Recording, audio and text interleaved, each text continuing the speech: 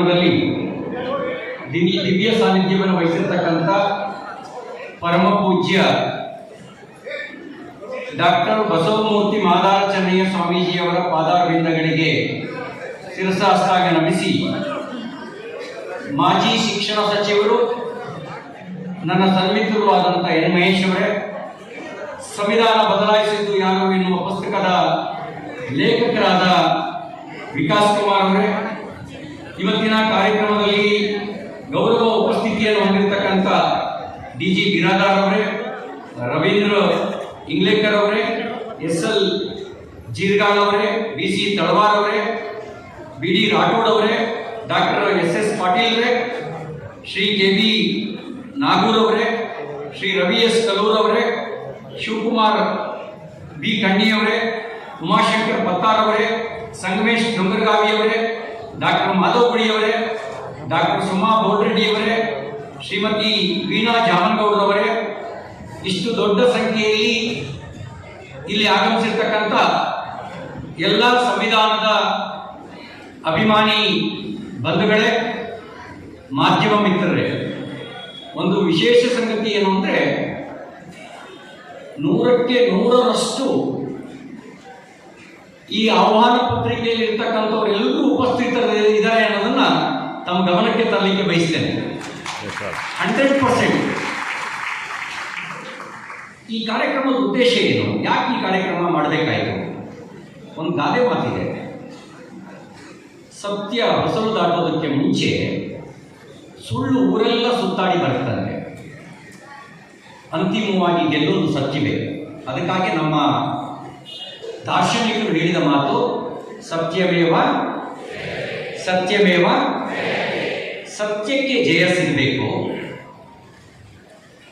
ಸಂವಿಧಾನ ಬದಲಾಯಿಸಿದ್ದ ಯಾರು, ಸಂವಿಧಾನವನ್ನು ಬಲಗೊಳಿಸಿದ್ದು ಯಾರು ಅನ್ನುವಂಥ ಸತ್ಯ ಅರಿವಿಗೆ ಬರಬೇಕು. ಯಾರು ಅಂಬೇಡ್ಕರ್ ಅವರ ನಿಜ ಪ್ರೇಮಿಗಳು, ಯಾರು ಅಂಬೇಡ್ಕರ್ ಅವರ ವಿರೋಧಿಗಳು, ಈ ಸತ್ಯವೂ ಗೊತ್ತಾಗಬೇಕು. ಅಂಬೇಡ್ಕರ್ ಅವರಿಗೆ ಬದುಕಿದ್ದಾಗ ಮತ್ತು ಸತ್ತ ನಂತರವೂ ಅಪಮಾನ ಮಾಡಿದ್ಯಾರು, ಅಂಬೇಡ್ಕರ್ ಅವರಿಗೆ ಗೌರವ ಮತ್ತು ಜಾಗತಿಕ ಮನ್ನಣೆ ಯಾವುದು ನೈಜವಾಗಿ ಸಿಗಬೇಕಾಗಿತ್ತು ಅದನ್ನು ಸಿಗುವಂತೆ ಮಾಡಿದ್ಯಾರು ಅನ್ನುವ ಸತ್ಯ ಗೊತ್ತಾಗಬೇಕು. ಯಾರು ಮೀಸಲಾತಿಯ ವಿರೋಧಿಗಳು, ಯಾರು ಸಾಮಾಜಿಕ ನ್ಯಾಯಕ್ಕೆ ಬದ್ಧರಾಗಿದ್ದಾರೆ ಅನ್ನುವಂಥ ಸತ್ಯ ಗೊತ್ತಾಗಬೇಕು. ಯಾರು ಪ್ರಜಾಪ್ರಭುತ್ವದ ವಿರೋಧಿಗಳು,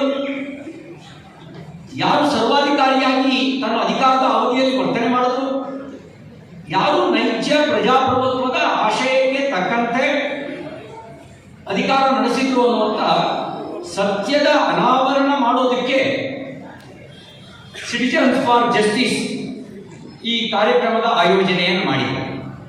ನಾವು ವಿನಂತಿ ಮಾಡೋದೇನು ಅಂದರೆ, ನಾವು ಹೇಳಿದ ಮಾತುಗಳನ್ನು ಹೇಳಿದ ತಕ್ಷಣ ನಂಬಿ ಅಂತ ನಾನು ಹೇಳಲಿಕ್ಕೆ ಬಂದಿಲ್ಲ. ಇದು ಸತ್ಯವೇ ಅಂತ ತಿಳಿದುಕೊಳ್ಳುವ ಪ್ರಯತ್ನ ಮಾಡಿ. ಸಂವಿಧಾನ ಬದಲಾಯಿಸಿದ್ದು ಯಾರು ಅನ್ನುವಂಥ ಪುಸ್ತಕವನ್ನು ಓದಿ ಇದರಲ್ಲಿ ಇರುವ ಅಂಶಗಳು ಎಷ್ಟು ಸತ್ಯ ಅಂತ ಹೊರಗೆ ಹಚ್ಚಿದ ನಂತರ ನೀವು ನಿಮ್ಮ ವಿವೇಚನೆಯ ಮೂಲಕ ಒಂದು ನಿಷ್ಕರ್ಷೆಗೆ ಬನ್ನಿ. ಯಾರು ನೈಜ ಸಂವಿಧಾನ ಪ್ರೇಮಿಗಳು, ಯಾರು ನೈಜ ಪ್ರಜಾಪ್ರಭುತ್ವವಾದಿಗಳು, ಯಾರು ನಿಜವಾಗಲೂ ಸಾಮಾಜಿಕ ನ್ಯಾಯಕ್ಕೆ ಬದ್ಧರಾಗಿದ್ದಾರೆ, ಯಾರು ನಿಜವಾಗಲೂ ಕೂಡ ಅಂಬೇಡ್ಕರ್ ಅವರ ಆಶಯಕ್ಕೆ ತಕ್ಕಂತೆ ಆಡಳಿತ ನಡೆಸ್ತಾ ಇದ್ದಾರೆ, ಅಂಬೇಡ್ಕರ್ ಅವರ ಆಶಯ ಏನು ಅಂತ ತಿಳ್ಕೊಂಡು ಸಂವಿಧಾನವನ್ನು ಬಲಗೊಳಿಸೋದಕ್ಕೆ ಜೊತೆಗೆ ನಿಲ್ಲಿ ಎನ್ನುವಂಥ ಒಂದು ಸವಿನಯ ಪ್ರಾರ್ಥನೆಯನ್ನು ಈ ಸಂದರ್ಭದಲ್ಲಿ ಮಾಡಲಿಕ್ಕೆ ಬಯಸ್ತೇನೆ. ಕೆಲವು ಸಂಗತಿಗಳನ್ನು ಎನ್ ಮಹೇಶ್ ಅವರೇ ಮಾತಾಡಬೇಕು, ಹಾಗಾಗಿ ನಾನು ಮಧ್ಯ ಬಿಟ್ಟು ಮಾತಾಡ್ತೀನಿ. ಮಹೇಶ್ ಅಣ್ಣ, ನನ್ನ ವಿನಂತಿ ಏನು ಅಂದರೆ, ನಾನು ಯಾವುದನ್ನು ಬಿಟ್ಟಿರ್ತೇನೋ ಅದನ್ನು ಪರಿಪೂರ್ಣಗೊಳಿಸುವ ಜವಾಬ್ದಾರಿ ನಿಮ್ಮದು ಅನ್ನೋದು ನನ್ನ ವಿನಂತಿ ಇದೆ. ಸಮಯದ ಪರಿಮಿತಿ ಒಳಗೆ ಎಲ್ಲ ಸಂಗತಿಗಳನ್ನು ಹೇಳಬೇಕು ಅಂತಂದ್ರೂ ಸಮಯದ ಪರಿಮಿತಿಯ ಒಳಗೆ ಕೆಲವು ಸಂಗತಿಗಳನ್ನು ಹೇಳಲಿಕ್ಕೆ ಸಾಧ್ಯ ಆಗಲ್ಲ. ನೋಡಿ, ಅಂಬೇಡ್ಕರ್ ಅವರು ಸಂವಿಧಾನ ಸಮಿತಿ ರಚನಾ ಸಭೆಗೆ 1946 ಜುಲೈ 6ನೇ ತಾರೀಕು ಚುನಾವಣೆ ನಡೀತಲ್ಲ, ಮುಂಬೈನಿಂದ ಅಂಬೇಡ್ಕರ್ ಅವರನ್ನ ಗೆಲ್ಲಕ್ಕೆ ಬಿಡಲ್ಲ, ಸೋಲಿಸ್ತಾರೆ. ಆಮೇಲೆ ಅಂಬೇಡ್ಕರ್ ಅವರು ಪಶ್ಚಿಮ ಬಂಗಾಳದ ಜೈಸೂರ್ ಕುಲ್ನಾ ಕ್ಷೇತ್ರದಿಂದ ಹೋಗಿ ಜೋಗೇಂದ್ರನಾಥ್ ಮಂಡಲ್ ಅವರ ಆಮಂತ್ರಣದ ಮೇರೆಗೆ ಪಶ್ಚಿಮ ಬಂಗಾಳಕ್ಕೆ ಹೋಗಿ, ಅವತ್ತು ಪಶ್ಚಿಮ ಬಂಗಾಳ ಅಂತ ಇಲ್ಲ, ಬಂಗಾಳಕ್ಕೆ ಹೋಗಿ ಜೈಸೂರ್ ಕುಲ್ನಾ ಕ್ಷೇತ್ರದಿಂದ ಸಂವಿಧಾನ ರಚನಾ ಸಭೆಗೆ ಪ್ರತಿನಿಧಿಯಾಗಿ ಗೆದ್ದು ಬರ್ತಾರೆ. ಹಾಗೆ ಮುಂಬೈನಲ್ಲಿ ಸೋಲಿಸಿದ್ಯಾರು?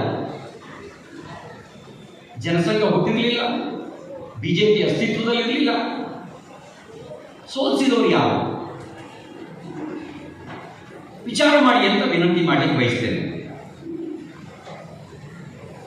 ಯಾವುದು ಜೈಸೂರ್ ಮತ್ತು ಕುಲ್ನಾ ಕ್ಷೇತ್ರ ಹಿಂದೂಗಳೇ ಬಹುಸಂಖ್ಯಾತರಾಗಿದ್ದರೂ ಕೂಡ ಅದನ್ನು ಪೂರ್ವ ಪಾಕಿಸ್ತಾನಕ್ಕೆ ಸೇರಿಸ್ತಾರೆ, ಅಂದರೆ ಈಗಿನ ಬಾಂಗ್ಲಾದೇಶಕ್ಕೆ ಸೇರಿಸ್ತಾರೆ. ಆ ಮೂಲಕ ಹಿಂದೂಗಳೇ ಬಹುಸಂಖ್ಯಾತರಾಗಿದ್ದರೂ ಕೂಡ ಬಾಂಗ್ಲಾದೇಶಕ್ಕೆ ಅದನ್ನು ಬಿಟ್ಕೊಟ್ಟ ಪರಿಣಾಮ ಬಾಬಾ ಸಾಹೇಬರ ಆಯ್ಕೆ ಅನೂರ್ಜಿತ ಆಗುತ್ತೆ. ಆಮೇಲೆ ಪೂನಾದಿಂದ ಮತ್ತೆ ಬಾಬಾ ಸಾಹೇಬರು ಗೆದ್ದು ಬರ್ತಾರೆ. ಸಂವಿಧಾನ ರಚನೆ ಆಯಿತು.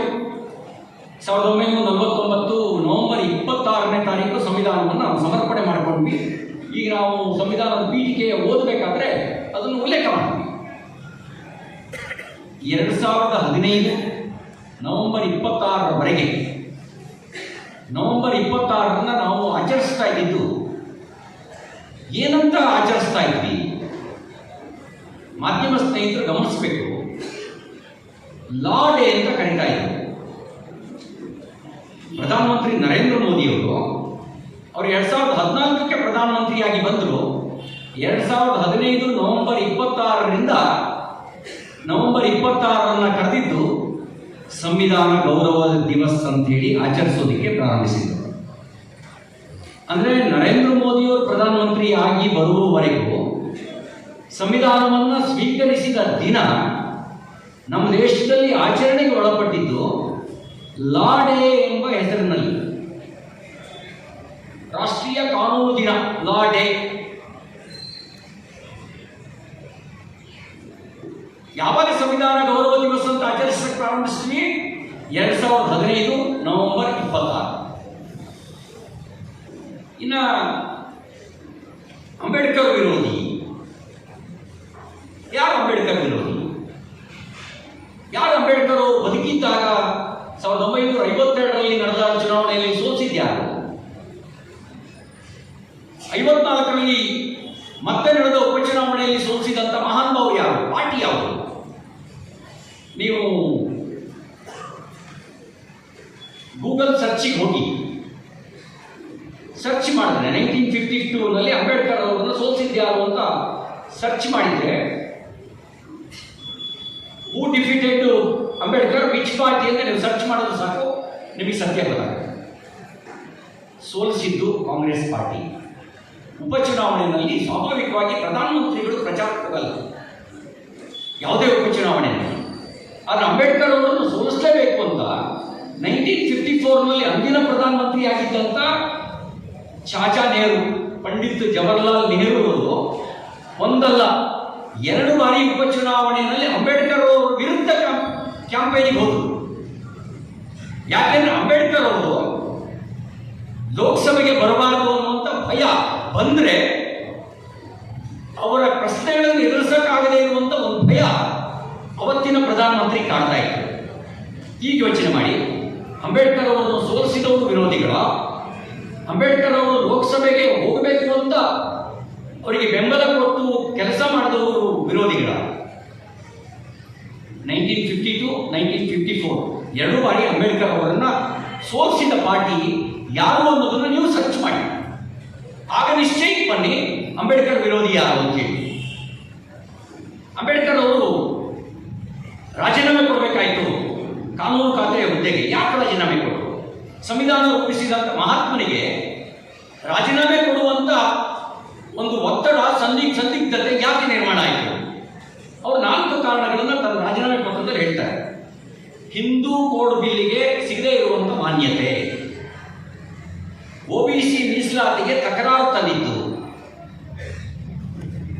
ಕಾನೂನು ಖಾತೆ ಜೊತೆಗೆ ಕೆಲಸ ಮಾಡಲಿಕ್ಕೆ ಯೋಜನಾ ಖಾತೆ ಕೊಡಿ ಅಂತ ಕೇಳಿದಾಗ ಅದನ್ನು ಒಪ್ಪದೇ ಇದ್ದಂತ ಅವತ್ತಿನ ರಾಷ್ಟ್ರೀಯ ಸರ್ಕಾರದ ಪ್ರಧಾನಮಂತ್ರಿ, ಕಾಂಗ್ರೆಸ್ ಸರ್ಕಾರ ಅಲ್ಲ ಅದು, ನ್ಯಾಷನಲ್ ಗೌರ್ಮೆಂಟ್, ರಾಷ್ಟ್ರೀಯ ಸರ್ಕಾರದ ಪ್ರಧಾನಮಂತ್ರಿ ರಾಷ್ಟ್ರೀಯ ಹಿತಾಸಕ್ತಿಗೆ ವಿರುದ್ಧವಾಗಿ ಜಮ್ಮು ಕಾಶ್ಮೀರದಲ್ಲಿ ಆರ್ಟಿಕಲ್ 370 ಹೇರಿ ಸಂವಿಧಾನದ ಮಾನ್ಯತೆ ಜಮ್ಮು ಕಾಶ್ಮೀರದಲ್ಲಿ ಸಿಗದೇ ಇದ್ದಂತೆ ನೋಡಿಕೊಂಡಿದ್ದು ಅಂಬೇಡ್ಕರ್ ಅವರನ್ನ ಘಾಸಿಗೊಳಿಸಿತು.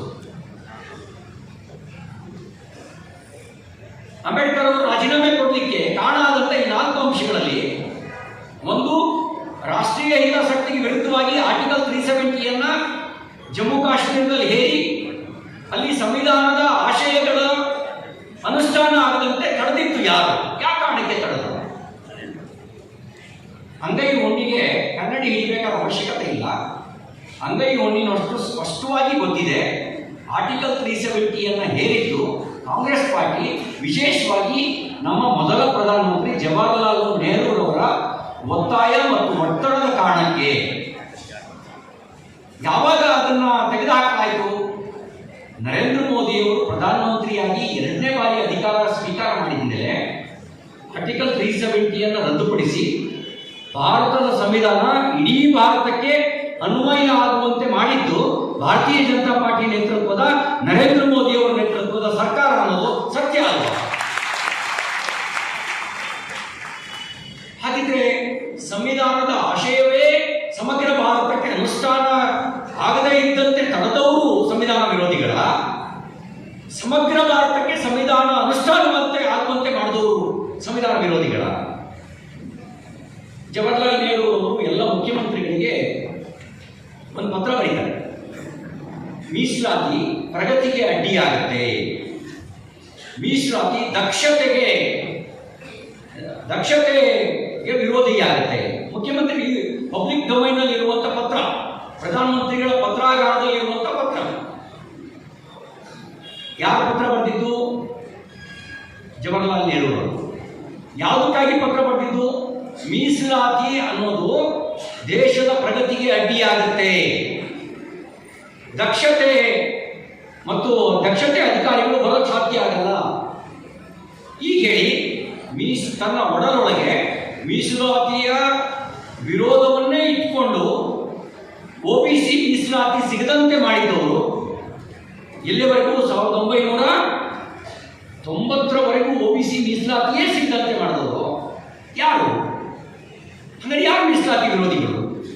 ಇದನ್ನ ಅರ್ಥ ಮಾಡ್ಕೊಳ್ಬೇಕು ಅನ್ನೋದು ನನ್ನ ವಿನಂತಿ. ಇದನ್ನು ಅರ್ಥ ಮಾಡಿಕೊಂಡ್ರೆ ರಾಜಕಾರಣ ಏನು ನಡೀತು, ಏನು ಹಿನ್ನೆಲೆ, ಯಾರಿದಕ್ಕೆ ಕಾರಣ ಅನ್ನುವಂಥ ಸತ್ಯಾಸತ್ಯತೆ ಗೊತ್ತಾಗುತ್ತೆ. ವಿಕಾಸ್ ಪುತ್ತೂರವರು ತಮ್ಮ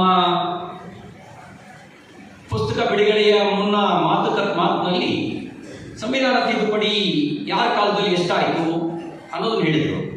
ಇದುವರೆಗೂ ಸಂವಿಧಾನಕ್ಕೆ ತಿದ್ದುಪಡಿ ಆಗಿರೋದು 106. ತಿದ್ದುಪಡಿ ತಪ್ಪಲ್ಲ. ತಿದ್ದುಪಡಿಗೆ ಅವಕಾಶವನ್ನ ಸಂವಿಧಾನ ಕರ್ತರು ಡಾಕ್ಟರ್ ಬಾಬಾ ಸಾಹೇಬ್ ಅಂಬೇಡ್ಕರ್ ಅವರೇ ಕೊಟ್ಟಿದ್ದಾರೆ ಸಂವಿಧಾನ ತಿದ್ದುಪಡಿ ಮಾಡೋದಕ್ಕೆ. ತಪ್ಪಲ್ಲ. ಯಾವ ಕಾರಣಕ್ಕೆ ತಿದ್ದುಪಡಿ ಆಯಿತು, ಯಾರಿಗೆ ಎಷ್ಟು ತಿದ್ದುಪಡಿ ಮಾಡಿದ್ರು, ಯಾವ ಉದ್ದೇಶಕ್ಕೆ ತಿದ್ದುಪಡಿ ಆಯಿತು ಅನ್ನುವ ಸತ್ಯವನ್ನು ಅರ್ಥ ಮಾಡಿಕೊಂಡ್ರೆ ನಾಯಕ ಯಾರು, ಖಳನಾಯಕ ಯಾರು ಅನ್ನೋದು ಅರ್ಥ ಆಗುತ್ತೆ. ನೋಡಿ, ಒಟ್ಟು 106 ಬಾರಿ ತಿದ್ದುಪಡಿ. ಕಾಂಗ್ರೆಸ್ ಸರ್ಕಾರದ ಅವಧಿಯಲ್ಲಿ ಆದ ತಿದ್ದುಪಡಿ 75, ಕಾಂಗ್ರೆಸ್ಸೇತರ ಸರ್ಕಾರದಲ್ಲಿ ಆದ ತಿದ್ದುಪಡಿ 31, ಅದರಲ್ಲಿ ಬಿಜೆಪಿ ಸರ್ಕಾರದ ಅವಧಿಯಲ್ಲಿ ಆದ ತಿದ್ದುಪಡಿ 22, ಬಿಜೆಪಿ ಏತರ ಕಾಂಗ್ರೆಸ್ಸೇತರ ಸರ್ಕಾರದಲ್ಲಿ ಆದ ತಿದ್ದುಪಡಿ 9, ಕಾಂಗ್ರೆಸ್ ಸರ್ಕಾರದ ಅವಧಿಯಲ್ಲಿ ತಿದ್ದುಪಡಿ 75. ಆ ಕಾಂಗ್ರೆಸ್ನಲ್ಲಿ ಯಾರ್ಯಾರ ಕಾಲದಲ್ಲಿ ತಿದ್ದುಪಡಿ ಆಯಿತು? ಜವಾಹರಲಾಲ್ ನೆಹರು ಅವರ ಕಾಲದಲ್ಲಿ 16, ಶ್ರೀಮತಿ ಇಂದಿರಾ ಗಾಂಧಿ ಅವರ ಕಾಲದಲ್ಲಿ ಹೂ ವಾಸ್ ಡಿಕ್ಟೇಟರ್, ಯಾರು ಎಮರ್ಜೆನ್ಸಿಯನ್ನು ಹೇಳಿದವರು, ಯಾರು ಮೂಲಭೂತ ಹಕ್ಕುಗಳನ್ನು ಕಿತ್ಕೊಂಡವರು, ಅಂತಹ ಪ್ರಧಾನಮಂತ್ರಿ ಯಾವ ಪಾರ್ಟಿಯವರು? ತುರ್ತು ಪರಿಸ್ಥಿತಿ ಹೇರಿದವರು ಯಾರು? ರಾಜಕೀಯ ನಾಯಕರನ್ನು ಜೈಲಿಗೆ ಕಳಿಸಿದವರು ಯಾರು? ಪತ್ರಕರ್ತರನ್ನು ಜೈಲಿಗೆ ಕಳಿಸಿದವರು ಯಾರು? 1 ಲಕ್ಷಕ್ಕೂ ಹೆಚ್ಚು ಜನ ಗಣ್ಯ ನಾಗರಿಕರನ್ನು ಜೈಲಿಗೆ ಕಳಿಸಿದವರು ಯಾರು? ಅಂತ ಶ್ರೀಮತಿ ಇಂದಿರಾ ಗಾಂಧಿಯವರ ಕಾಲದಲ್ಲಿ ಆದ ತಿದ್ದುಪಡಿ 32, ರಾಜೀವ್ ಗಾಂಧಿಯವರ ಕಾಲದಲ್ಲಿ ಆದ ತಿದ್ದುಪಡಿ 10, ಲಾಲ್ ಬಹದ್ದೂರ್ ಶಾಸ್ತ್ರಿಯವರ ಕಾಲದಲ್ಲಿ 1, ಟಿ ವಿ ನರಸಿಂಹರಾವ್ ಕಾಲದಲ್ಲಿ 10, ಮನಮೋಹನ್ ಸಿಂಗ್ ಅವರ ಕಾಲದಲ್ಲಿ 6, ಒಟ್ಟು 75 ಕಾಂಗ್ರೆಸ್ ಕಾಲದಲ್ಲಿ. ಕಾಂಗ್ರೆಸ್ಸೇತರ ಮೊರಾರ್ಜಿ ದೇಸಾಯಿ 2, ವಿ ಪಿ ಸಿಂಗ್ 6, ಚಂದ್ರಶೇಖರ್ 1, ವಾಜಪೇಯಿ 14, ನರೇಂದ್ರ ಮೋದಿ 8, ಒಟ್ಟು 31. ಯಾರ್ಯಾರು ಯಾವುದಕ್ಕಾಗಿ ತಿದ್ದುಪಡಿ ಮಾಡಿದರು? ಮೊದಲ ತಿದ್ದುಪಡಿ ಆಗಿದ್ದು 1951 ಜೂನ್ ತಿಂಗಳಲ್ಲಿ. 1951 ಜೂನ್ ತಿಂಗಳಲ್ಲಿ ನಮ್ಮ ದೇಶಕ್ಕೆ ಮೊದಲ ಚುನಾವಣೆ ನಡೆದಿದ್ದು 52ರಲ್ಲಿ. ಚುನಾಯಿತ ಸರ್ಕಾರ ಬರೋದಕ್ಕೆ ಮುಂಚೆನೇ ಅಂಬೇಡ್ಕರ್ ಅವರು ಕೊಟ್ಟಂತ ಸಂವಿಧಾನದ ಮೊದಲ ತಿದ್ದುಪಡಿ ಆಯಿತು. ಯಾವ ಉದ್ದೇಶಕ್ಕೆ ತಿದ್ದುಪಡಿ ಆಯಿತು? ಅಭಿವ್ಯಕ್ತಿ ಸ್ವಾತಂತ್ರ್ಯದ ಮೇಲೆ ನಿರ್ಬಂಧ, ಆರ್ಟಿಕಲ್ 19, ಅಂದ್ರೆ reasonable restriction on freedom of speech. ಅಭಿವ್ಯಕ್ತಿ ಸ್ವಾತಂತ್ರ್ಯದ ಮೇಲೆ ನಿರ್ಬಂಧ ಹೇರೋದಕ್ಕೆ ಮೊದಲ ತಿದ್ದುಪಡಿ. ಯಾಕೆ ಅಂದ್ರೆ ನೆಹರೂರವರಿಗೆ ಪ್ರಬಲ ವಿರೋಧಿಗಳು ಇಲ್ಲದೇ ಕಾಲದಲ್ಲೂ ಕೂಡ ಟೀಕೆಯನ್ನು ಪ್ರಶ್ನಿಸುವುದನ್ನ ಸಹಿಸುವ ಮನಸ್ಥಿತಿ ಇರಲಿಲ್ಲ. ಅದಕ್ಕೆ ಅಭಿವ್ಯಕ್ತಿ ಸ್ವಾತಂತ್ರ್ಯದ ಮೇಲೆ ನಿರ್ಬಂಧ ಹೇರೋದಕ್ಕೆ ಮೊದಲ ತಿದ್ದುಪಡಿ ಆಯಿತು. ಶ್ರೀಮತಿ ಇಂದಿರಾ ಗಾಂಧಿಯವರ ಕಾಲದಲ್ಲಿ ಅತಿರೇಕದ ತಿದ್ದುಪಡಿಗಳು ನಡೆದವು. 1912 ಜೂನ್ 12, 1975 ನ್ಯಾಯಮೂರ್ತಿ ಜಗಮೋಹನ್ ಲಾಲ್ ಸಿನ್ಹಾ ಅಲಹಾಬಾದ್ ಹೈಕೋರ್ಟ್ನ ನ್ಯಾಯಾಧೀಶರು ಒಂದು ಐತಿಹಾಸಿಕ ತೀರ್ಪು ಕೊಡ್ತಾರೆ. ಇಂದಿರಾ ಗಾಂಧಿಯವರ ಆಯ್ಕೆ ಅಸಿಂಧು, ಇಲ್ಲಿ ಮಾಲ್ ಪ್ರಾಕ್ಟೀಸ್ ನಡೆದಿದೆ. ಹಾಗಾಗಿ ರಾಜನಾರಾಯಣ್ ಅವರ ಆಯ್ಕೆಯನ್ನು ರದ್ದುಪಡಿಸಬೇಕು ಅಂತ ಕೋರ್ಟಿಗೆ ಹೋಗಿರ್ತಾರೆ. ಕೋರ್ಟು ಸಾಂದರ್ಭಿಕ ಸಾಕ್ಷಿಗಳನ್ನೆಲ್ಲ ವಿಚಾರಣೆ ನಡೆಸಿ ಒಂದು ನಿಷ್ಕರ್ಷಕ್ಕೆ ಬರುತ್ತೆ. ಇಂದಿರಾ ಗಾಂಧಿಯವರು ಚುನಾವಣೆಯಲ್ಲಿ ಅಕ್ರಮ ನಡೆಸಿದ್ದಾರೆ ಅಂತ ನಿಷ್ಕರ್ಷಕ್ಕೆ ಬಂದು ಅವರ ಆಯ್ಕೆಯನ್ನು ಅಸಿಂಧು ಅಂತ ಘೋಷಣೆ ಮಾಡಿ 6 ವರ್ಷಗಳ ಕಾಲ ಚುನಾವಣೆ ಸ್ಪರ್ಧೆಗೆ ನಿಷೇಧ ಹೇರ್ತಾರೆ. ಅಂತ ಸಂದರ್ಭದಲ್ಲಿ ಸಂವಿಧಾನ ಪಾಲಿಸುವವರು ನೈತಿಕ ರಾಜಕಾರಣ ಮಾಡುವವರಿಗಿದ್ದಂಥ ಮಾರ್ಗ ಏನು ಅಂತ ಹೇಳಿದ್ರೆ, ತಮ್ಮ ಹುದ್ದೆಗೆ ರಾಜೀನಾಮೆ ಕೊಡೋದು ಒಂದು ನೈತಿಕ ರಾಜಕಾರಣದ ಮಾರ್ಗ ಆಗಿತ್ತು. ಇಲ್ಲ ಈ ತೀರ್ಪನ್ನು ಪ್ರಶ್ನಿಸಬೇಕು ಅಂದರೆ ಸುಪ್ರೀಂ ಕೋರ್ಟ್ನಲ್ಲಿ ಹೋಗಿ ಪ್ರಶ್ನಿಸೋದು ಒಂದು ಸಂವಿಧಾನಬದ್ಧವಾಗಿರ್ತಕ್ಕಂಥ ಮಾರ್ಗ ಆಗಿತ್ತು. ಶ್ರೀಮತಿ ಇಂದಿರಾ ಗಾಂಧಿಯವರು ನೈತಿಕ ರಾಜಕಾರಣದ ಮಾರ್ಗವನ್ನು ತುಳಿದು ರಾಜೀನಾಮೆ ಕೊಡಲಿಲ್ಲ. ನ್ಯಾಯಾಲಯಕ್ಕೂ ಹೋಗೋದಕ್ಕೆ ಮುಂಚೆ, ನ್ಯಾಯಾಲಯ ಸುಪ್ರೀಂ ಕೋರ್ಟ್ ತೀರ್ಪು ಕೊಡೋದಕ್ಕೆ ಮುಂಚೆ, ಸುಪ್ರೀಂ ಕೋರ್ಟ್ ಜೂನ್ 24 ಒಂದು ತೀರ್ಪು ಕೊಡುತ್ತೆ. ನ್ಯಾಯಮೂರ್ತಿ ಕೃಷ್ಣ ಅಯ್ಯರ್ ತೀರ್ಪು ಕೊಡ್ತಾರೆ. ಷರತ್ತುಬದ್ಧ ತಡೆಯಾಜ್ಞೆ ಕೊಡ್ತಾರೆ. ಸಂಸತ್ತಿನಲ್ಲಿ ಅವರು ಚರ್ಚೆಗೆ ಭಾಗವಹಿಸಲಿಲ್ಲ, ಮತದಾನ ಪ್ರಕ್ರಿಯೆಯಿಂದ ಹೊರಗಿರಬೇಕು, ಕೇಸು ಲಾರ್ಜರ್ ಬೆಂಚ್ ಉನ್ನತ ಪೀಠಕ್ಕೆ ವರ್ಗಾವಣೆ ಮಾಡಿ ಒಂದು ತೀರ್ಪು ಕೊಡ್ತಾರೆ, ಮಧ್ಯಂತರ ತೀರ್ಪು. ಜೂನ್ 25ನೇ ತಾರೀಕು ಮಹಾತಾಯಿ ಶ್ರೀಮತಿ ಇಂದಿರಾ ಗಾಂಧಿಯವರು ತುರ್ತು ಪರಿಸ್ಥಿತಿ ಘೋಷಣೆ ಮಾಡಿ ಎಲ್ಲ ವಿರೋಧಿ ರಾಜಕೀಯ ನಾಯಕರನ್ನು ಬಂಧನದಲ್ಲಿಟ್ಟು ಸಂವಿಧಾನಕ್ಕೆ 38ನೇ ತಿದ್ದುಪಡಿ ತಂದು ರಾಷ್ಟ್ರಪತಿಗಳ ಆದೇಶವನ್ನು ಯಾವುದೇ ನ್ಯಾಯಾಲಯದಲ್ಲಿ ಪ್ರಶ್ನಿಸುವಂತಿಲ್ಲ. 38ನೇ ತಿದ್ದುಪಡಿ ಯಾವುದು ಅಂದರೆ ರಾಷ್ಟ್ರಪತಿಗಳ ಆದೇಶವನ್ನು ಯಾವುದೇ ನ್ಯಾಯಾಲಯದಲ್ಲಿ ಪ್ರಶ್ನಿಸುವಂತಿಲ್ಲ. ಅಂದರೆ above the constitution. Who are above the constitution? Prime minister, ರಾಷ್ಟ್ರಪತಿಗಳು ಎಬೋ ದ ಕಾನ್ಸ್ಟಿಟ್ಯೂಷನ್. ಇವರು ಸಂವಿಧಾನ ಕೊಟ್ಟಂತ ಗೌರವ. ಸಂವಿಧಾನಕ್ಕೆ ಗೌರವ ಕೊಡುವವರು ಈ ತಿದ್ದುಪಡಿ ತರ್ತಿರ್ಲಿಲ್ಲ.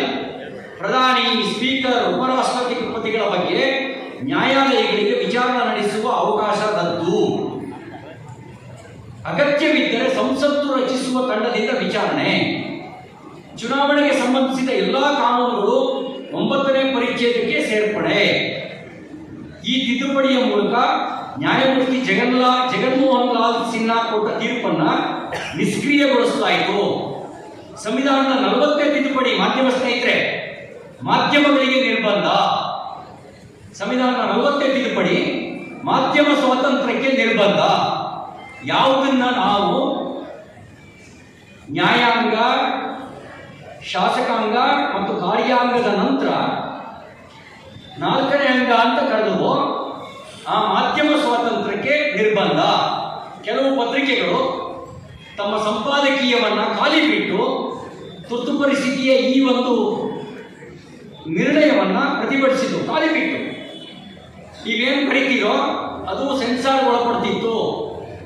ನೀವು ಬರೆದಿದ್ದು ಆಳುವವರಿಗೆ ಮೆಚ್ಚುಗೆ ಆದರೆ ಮಾತ್ರ ನಿಮ್ಮ ಪತ್ರಿಕೆ ಹೊರಬರ್ತಿತ್ತು. ಮೆಚ್ಚುಗೆ ಆಗದೆ ಇದ್ರೆ ನೀವು ಜೈಲಿಗೆ, ನಿಮ್ಮ ಪತ್ರಿಕೆಯೂ ಬಿಡುಗಡೆ ಇಲ್ಲ. ಇದು 40ನೇ ತಿದ್ದುಪಡಿ ತಂದಿತ್ತು. 41ನೇ ತಿದ್ದುಪಡಿ ಪ್ರಧಾನಿ, ರಾಷ್ಟ್ರಪತಿ, ಸ್ಪೀಕರ್, ಉಪರಾಷ್ಟ್ರಪತಿಗಳ ಹುದ್ದೆಗೆ ಅವರು ಬರೋದಕ್ಕಿಂತ ಮುಂಚಿನ ಕೇಸುಗಳ ಬಗ್ಗೆಯೂ ವಿಚಾರಣೆ ನಡೆಸುವಂತಿಲ್ಲ. ಅಂದ್ರೆ ವೀರಪ್ಪನ್ ಅಂದ್ರೆ ಏನಂತ ಕರಿತೀವಿ ನಾವು? ಗಂಧದ ಚೋರ, ದಂತದ ಚೋರ ಅಂತ ಕರಿತೀವಿ. ಕ್ರಿಮಿನಲ್ ಕೇಸ್ ಇದೆಯಪ್ಪ. ವೀರಪ್ಪನ್ ಒಂದ್ ವೇಳೆ ಪ್ರಧಾನಮಂತ್ರಿ ಆಗಬೇಕ, ಹಿಂದಿನ ಗಂಧದ ಕೇಸನ್ನು ವಿಚಾರಣೆ ಮಾಡಂಗಿಲ್ಲ. ಅವನು ಇಬ್ರಾಹಿಂ ಕರೀಂ ತೆಲಿಗಿ ಅಂತ ಇನ್ನೊಬ್ಬ ಚಾಪಕ್ ಆಗಿದ್ದವನು, ಅವನು ಕೋಟಾ ಚಾಪಕ ಕಾಲದ ಅವನೇನು ಅಪ್ಪಿತಪ್ಪಿ ಉಪರಾಷ್ಟ್ರಪತಿ ಆಗ್ಬಿಟ್ಟ. ಕೋಟಾ ಚಾಪಕ್ ಆಗದ ವಿಚಾರಣೆನೂ ನೀವು ನಡೆಸಂಗಿಲ್ಲ. ಚೋಟಾ ರಾಜನ್ನು, ದಾವೂದ್ ಇಬ್ರಾಹಿಂ ಬಾಂಬ್ ಇಟ್ಟವರು, ಅವರೆಲ್ಲರೂ ಸ್ಪೀಕರು, ರಾಷ್ಟ್ರಪತಿನೂ ಆಗಿಬಿಟ್ರೆ ಅವರು ಬಾಂಬಿನ ಕೇಸನ್ನು ವಿಚಾರಣೆ ಮಾಡಂಗಿಲ್ಲ, ನ್ಯಾಯಾಲಯ ವಿಚಾರಣೆ ಮಾಡಂಗಿಲ್ಲ. ಇನ್ನು 42ನೇ ತಿದ್ದುಪಡಿ, ಸಂವಿಧಾನಕ್ಕೆ ಮಾಡಲಾದ ಯಾವುದೇ ತಿದ್ದುಪಡಿಯನ್ನು ನ್ಯಾಯಾಲಯದಲ್ಲಿ ಪ್ರಶ್ನಿಸುವಂತಿಲ್ಲ. ನ್ಯಾಯಾಂಗದ ಅಧಿಕಾರವು ಮಟ್ಟು ಸಂವಿಧಾನಕ್ಕೆ ಯಾವುದೇ ತಿದ್ದುಪಡಿ ತಂದರೂ ಅದನ್ನು ನ್ಯಾಯಾಲಯದಲ್ಲಿ ಪ್ರಶ್ನಿಸುವಂತಿಲ್ಲ. ಸಂವಿಧಾನ ವಿರೋಧವಾಗಿರುವಂಥ ಯಾವುದೇ ತಿದ್ದುಪಡಿ ಅನೂರ್ಜಿತ ಮಾಡುವಂಥ ಅವಕಾಶವನ್ನ, ಪರಾಮರ್ಶೆ ಮಾಡುವಂಥ ಅವಕಾಶವನ್ನ ನ್ಯಾಯಾಲಯಕ್ಕೆ ಸಂವಿಧಾನವೇ ಕೊಟ್ಟಿದೆ. ಅಂತ ಒಂದು ಅವಕಾಶವನ್ನೇ ಕಿತ್ತುಕೊಡುವಂಥ ತಿದ್ದುಪಡಿ 42ನೇ ತಿದ್ದುಪಡಿ. ನೀವೀಗ ಹೇಳಿ, ತಮ್ಮ ಕುರ್ಚಿ ಉಳಿಸಿಕೊಳ್ಳಲು ಮಾಡಿದ ಇದು ತಿದ್ದುಪಡಿಗಳು ಬಾಬಾ ಸಾಹೇಬರ ಮೂಲ ಆಶಯವನ್ನು ಮಣ್ಣು ಪಾಲು ಮಾಡಲಿಲ್ಲವೇ? ಇದರಲ್ಲಿ ಏನಾದರೂ ಸಂವಿಧಾನ ರಕ್ಷಣೆಗಾಗಿ ತಿದ್ದುಪಡಿ ಮಾಡಿದ್ರ, ತಮ್ಮ ಕುರ್ಚಿ ಉಳಿಸ್ಕೊಳ್ಳೋ ತಿದ್ದುಪಡಿ ಮಾಡಿದ್ರ? ಇಲ್ಲಿ ತಿದ್ದುಪಡಿ ಮಾಡಿದ್ದು ಕುರ್ಚಿ ಉಳಿಸ್ಕೊಳ್ಳೋದಕ್ಕೆ, ನ್ಯಾಯಾಂಗದ ಮೇಲೆ ಹಿಡಿತ ಸಾಧಿಸೋದಕ್ಕೆ ಮಾಡಿದ್ದು ಸಂವಿಧಾನದ ತಿದ್ದುಪಡಿ. ಇದು ಸಂವಿಧಾನದ ಆಶಯಕ್ಕೆ ವಿರುದ್ಧ.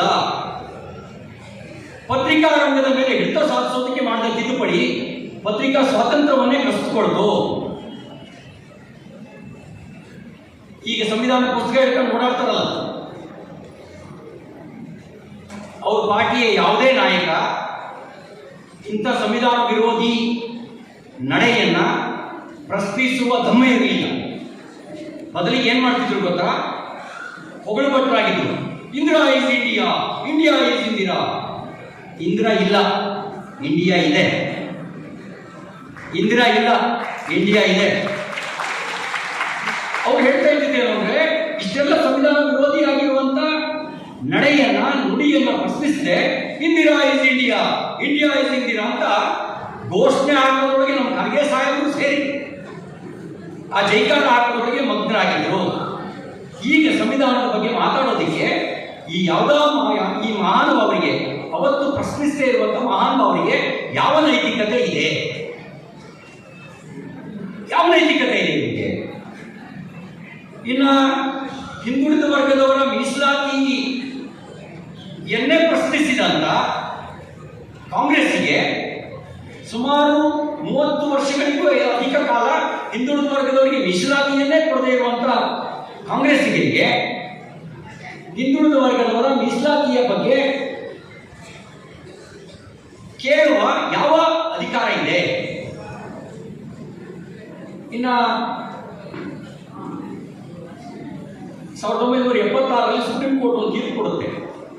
ಅದರಲ್ಲಿ ನ್ಯಾಯಮೂರ್ತಿ ಎನ್ ರೇ, MH ಬೇಲ್, ವೈ.ವಿ. ಚಂದ್ರಚೂಡ್, ಭಗವತಿ ಪ್ರಸಾದ್ ಇವರೆಲ್ಲರೂ ಇದ್ರು. ಯಾರು ಹೇಬಿಯಸ್ ಕಾರ್ಪಸ್ ಅನ್ನು ಹಾಕೋಂಗಿಲ್ಲ. ಗೊತ್ತಿಲ್ಲರಿಗೆ ಗೊತ್ತಾಗುತ್ತೆ ಹೇಬಿಯಸ್ ಕಾರ್ಪಸ್ ಅಂದ್ರೆ ಏನು. ಯಾರು ಅಕ್ರಮದಲ್ಲಿ ಬಂಧುತ್ವರಿದ್ರು ಪ್ರಶ್ನೆ ಮಾಡಂಗಿಲ್ಲ. ಆಮೇಲೆ ವಿಧಾನಸಭೆ ಅಧಿವೇಶನ ಪ್ರಾರಂಭ ಆಗಬೇಕು ಅಂದ್ರೆ 10ರಷ್ಟು ಅಧಿವೇಶನ ಇರಬೇಕು, ಹಾಜರಾತಿ ಇರಬೇಕು ಅಂತಿದೆ. ಲೋಕಸಭೆ ಪ್ರಾರಂಭ ಆಗಬೇಕು ಅಂದ್ರೆ 10ರಷ್ಟು ಹಾಜರಾತಿ ಇರಬೇಕು ಅಂತಿದೆ. ಈ ನಿಯಮವನ್ನೇ ಇಂದಿರಾ ಸರ್ಕಾರ ತೆಗೆದುಹಾಕಿತು.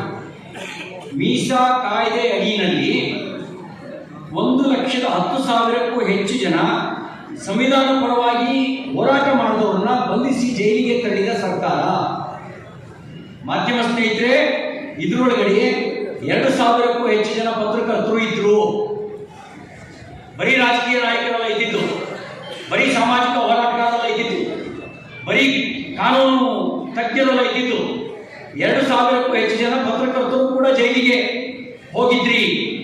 ನೀವು ಮಾಡಿದ ಅಪರಾಧ ಏನು ಅಂದ್ರೆ ಸರ್ವಾಧಿಕಾರವನ್ನು ಪ್ರಶ್ನಿಸಿದ್ದು.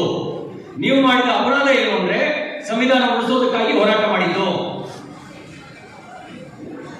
77ರ ಸಾರ್ವತ್ರಿಕ ಚುನಾವಣೆಯಲ್ಲಿ ಸರ್ವಾಧಿಕಾರಿಯಾಗಿದ್ದಂತ ಕಾಂಗ್ರೆಸ್ ನೆಲ ಕಚ್ಚಿತು.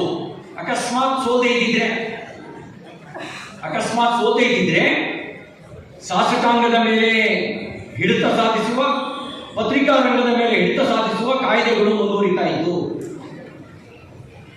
ನೀವು ಅವಾಗ ಆಳುವವರ ತಪ್ಪನ್ನ ಎತ್ತಿ ಹೇಳುವ ಅವಕಾಶವೂ ಪತ್ರಕರ್ತರಿಗೆ ಇರ್ತಿರ್ಲಿಲ್ಲ. ಸಂವಿಧಾನ ವಿರೋಧಿಯಾಗಿ ವರ್ತಿಸಿದ ಸರ್ವಾಧಿಕಾರಿಯನ್ನ ಪ್ರಶ್ನಿಸುವ ಅವಕಾಶವೂ ಇರ್ತಿರ್ಲಿಲ್ಲ. ಚುನಾಯಿತ ರಾಜ್ಯ ಸರ್ಕಾರಗಳನ್ನು ಕಿತ್ತೊಗೆಯೋದಿಕ್ಕೆ 356ನೇ ವಿಧಿಯ ದುರುಪಯೋಗದಲ್ಲಿ ಕಾಂಗ್ರೆಸ್ ಒಂದು ಜಾಗತಿಕ ದಾಖಲೆ. ವಾಜಪೇಯಿ ಆಗಲಿ ನರೇಂದ್ರ ಮೋದಿ ಅವರಾಗಲಿ ಯಾವೊಂದು ಚುನಾಯಿತ ಸರ್ಕಾರವನ್ನು 356ನೇ ವಿಧಿಯನ್ನು ಬಳಸಿ ಕಿತ್ತು ಹಾಕಲಿಲ್ಲ. ಆದರೆ ಕಾಂಗ್ರೆಸ್ಸು 90ಕ್ಕೂ ಹೆಚ್ಚು ಚುನಾಯಿತ ರಾಜ್ಯ ಸರ್ಕಾರಗಳನ್ನ 356ನೇ ವಿಧಿಯನ್ನ ಉಪಯೋಗಿಸಿಕೊಂಡು ದುರುಪಯೋಗಪಡಿಸಿಕೊಂಡು ರಾಷ್ಟ್ರಪತಿ ಆಡಳಿತವನ್ನು ಹೇರಿದೆ. 1957ರಲ್ಲಿ ಈ ಕಮ್ಯುನಿಸ್ಟರು ಇಂಡಿಯಾ ಅಲಯನ್ಸ್ನ ಭಾಗ ಆಗಿದ್ದಾರೆ. 1957ರಲ್ಲಿ ಜವಾಹರ್ಲಾಲ್ ನೆಹರೂರವರು ಕಿತ್ತಾಕಿದ್ದು EMS ನಮೂದ್ರಿಪಾದ್ ಮುಖ್ಯಮಂತ್ರಿಯಾದ ಕೆಲವೇ ತಿಂಗಳಲ್ಲಿ ಕೇರಳ ಸರ್ಕಾರವನ್ನು ಕಿತ್ತಾಕಿದ್ರು 1957ರಲ್ಲಿ. ಯಾಕೆ ಅಂದ್ರೆ ಇವರು ಮಂತ್ರಿ ಹೋದಾಗ ರೆಸ್ಪೆಕ್ಟ್ ಕೊಡ್ಲಿಲ್ವಂತೆ. ನೆಪ ಇನ್ನೇನು ಅಲ್ಲ, ಇವರು ಮಂತ್ರಿ ಹೋದಾಗ ರೆಸ್ಪೆಕ್ಟ್ ಕೊಡ್ಲಿಲ್ಲ ಅಂತ ಕಿತ್ತಾಕಿದ್ರು. 27 ಕಾಂಗ್ರೆಸ್ಸೇತರ ಸರ್ಕಾರಗಳನ್ನು ವಜಾ ಮಾಡಿದ ಕುಖ್ಯಾತಿ ಶ್ರೀಮತಿ ಇಂದಿರಾ ಗಾಂಧಿ ಅವರದು.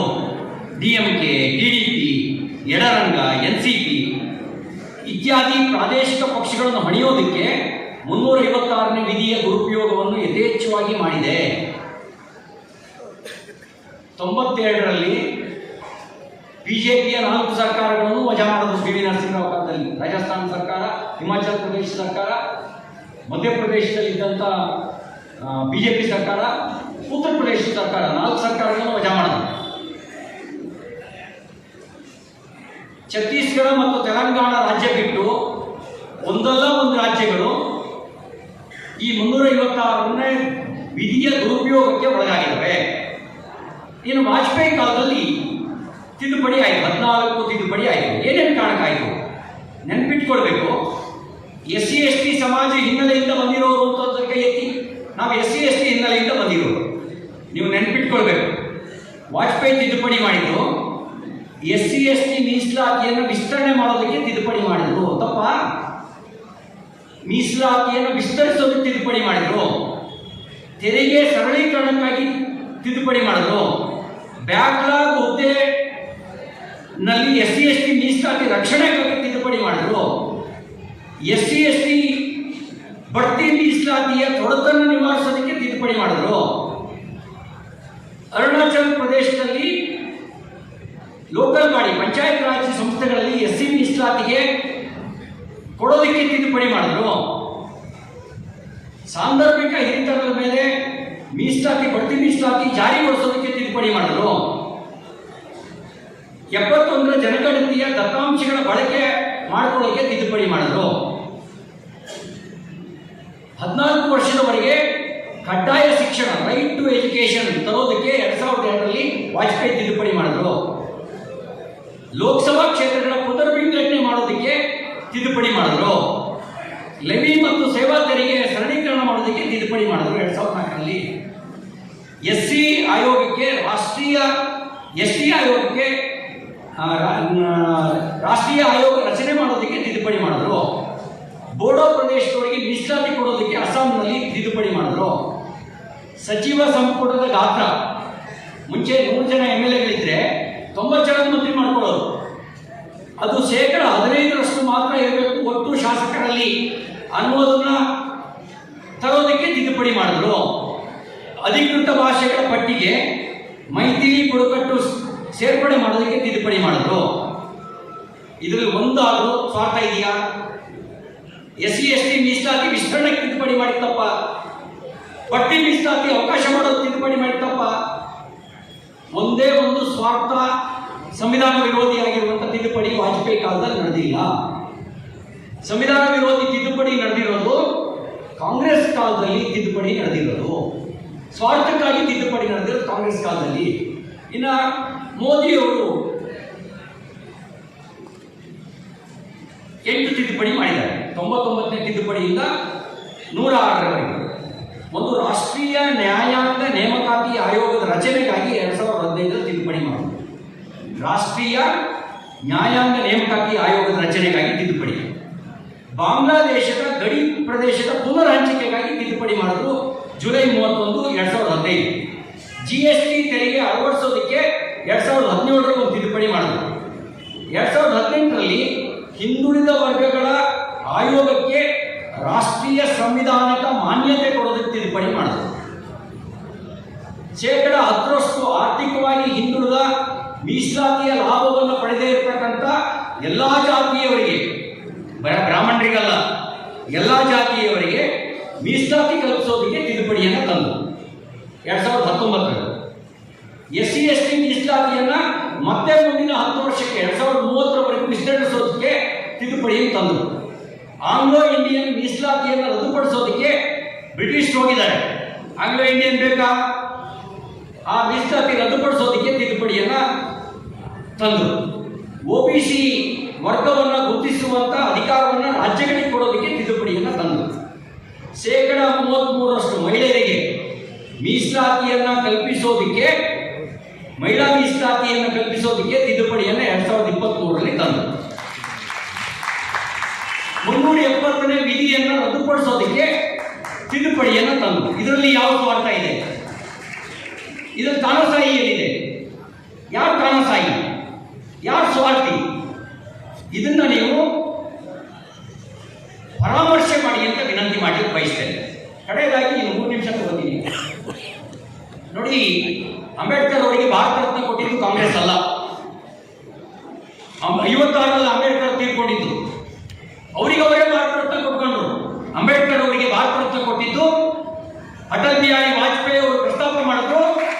BP ಸಿಂಗ್ ಪ್ರಧಾನಮಂತ್ರಿ ಆಗಿದ್ದು 1990ರಲ್ಲಿ ಭಾರತ ರತ್ನವನ್ನು ಕೊಟ್ಟಿದ್ದು ಕಾಂಗ್ರೆಸ್ ಅಲ್ಲ. ಕಾಂಗ್ರೆಸ್ಸೇತರ ಸರ್ಕಾರ, BJP ಬೆಂಬಲಿತ ಸರ್ಕಾರ ಪ್ರಸ್ತಾವನೆ ಅಟಲ್ ಬಿಹಾರಿ ವಾಜಪೇಯಿ. ಅಂಬೇಡ್ಕರ್ ಅವರ ಪಂಚನಾಮಗಳನ್ನು, ಪಂಚತೀರ್ಥಗಳನ್ನಾಗಿ ಅಭಿವೃದ್ಧಿಪಡಿಸಿದ್ದು ಕಾಂಗ್ರೆಸ್ ಅಲ್ಲ. ವಿವರ ನಾನು ಓದೋದಿಲ್ಲ. ಪಂಚನಾಮಗಳನ್ನು, ಪಂಚತೀರ್ಥಗಳನ್ನಾಗಿ ಅಭಿವೃದ್ಧಿಪಡಿಸಿದ್ದು ಭಾರತೀಯ ಜನತಾ ಪಾರ್ಟಿ ಸರ್ಕಾರ. ಅಂಬೇಡ್ಕರ್ ಅವರಿಗೆ ಬದುಕಿದ್ದಾಗ ಸೋಲಿಸಿ ಸತ್ತಾಗ 6 ಅಡಿ 3 ಅಡಿ ದೆಹಲಿಯಲ್ಲಿ ಜಾಗ ಕೊಡದೇ ಇದ್ದಿದ್ದು ಕಾಂಗ್ರೆಸ್ ಪಾರ್ಟಿ. ಈಗ ಯೋಚನೆ ಮಾಡಿ, ಯಾರು ಅಂಬೇಡ್ಕರ್ ವಿರೋಧ, ಯಾರು ಸಂವಿಧಾನ ವಿರೋಧ, ಯಾರು ಸರ್ವಾಧಿಕಾರಿ? ಇದನ್ನ ನಾನು ಹೇಳಿದ ತಕ್ಷಣ ನಂಬಿ ಅಂತ ನಾನು ಹೇಳಲ್ಲ. ನೀವು ಅಧ್ಯಯನ ನಡೆಸಿ.